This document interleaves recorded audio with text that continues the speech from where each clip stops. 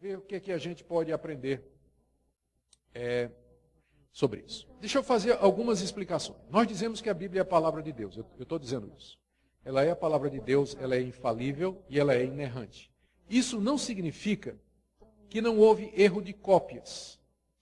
Pedro escreveu a sua primeira carta e mandou para as igrejas da Ásia Menor. As igrejas receberam e disseram, é uma carta do apóstolo Pedro, homem inspirado por Deus. Isso aqui é a palavra de Deus. Faz uma cópia. Porque naquele tempo não tinha imprensa, né? Então a cópia era feita na mão. Aí fizeram cópias da carta de Pedro, a original. E leram a carta original de Pedro, e leram, como era feita de pergaminho. Você sabe o que é que acontece quando você usa muito tempo uma coisa? Ela se gasta, ela acaba. Mas tinha cópia. Então passaram a usar cópia, e dizer, faz cópia da cópia. E depois faz cópia da cópia da cópia. Então, hoje nós não temos mais os originais. Aquela carta que Pedro escreveu, a carta de Paulo aos Romanos, nós não temos mais os originais, que são chamados de autógrafos. Mas nós temos cópias que datam do século II, do século III, século IV. Nós temos pelo menos 5.000 cópias do Novo Testamento e vários outros milhares de cópias do Antigo Testamento.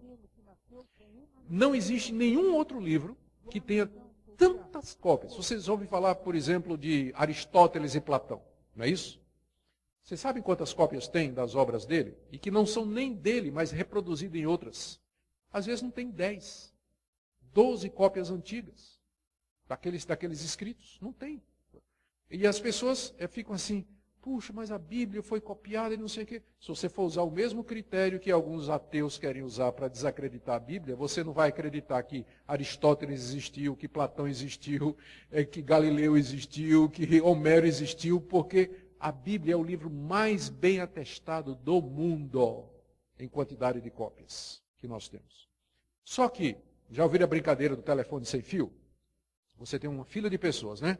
Aí você diz para a primeira, o pastor Augustus é feio. Aí você tem que passar isso para outra pessoa. Aí você diz assim, ó, o reverendo Augustus é feio. Já mudou, né? Não é mais pastor, é reverendo, é feio. Aí você passa para outro e diz assim, o reverendo, olha, o que eu vi é que o reverendo Augustus é feio, mas o pastor Sérgio é pior.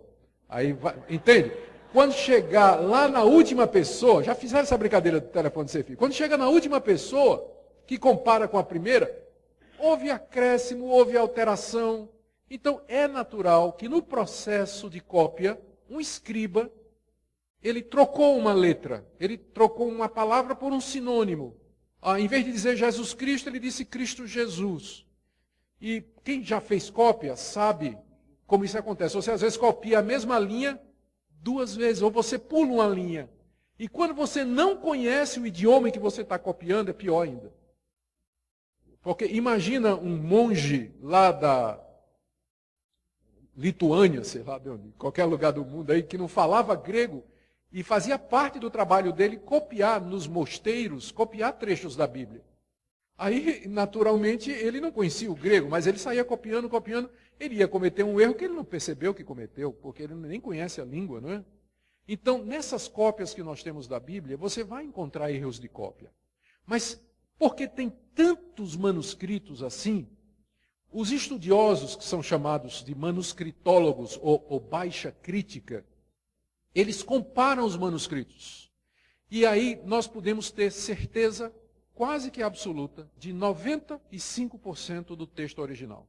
E os 5% que a gente tem dúvida não representa ameaça nenhuma. É troca de palavra, é uma palavra que está faltando, não ameaça nenhuma doutrina principal da Bíblia. Nada, nada, nada, nada.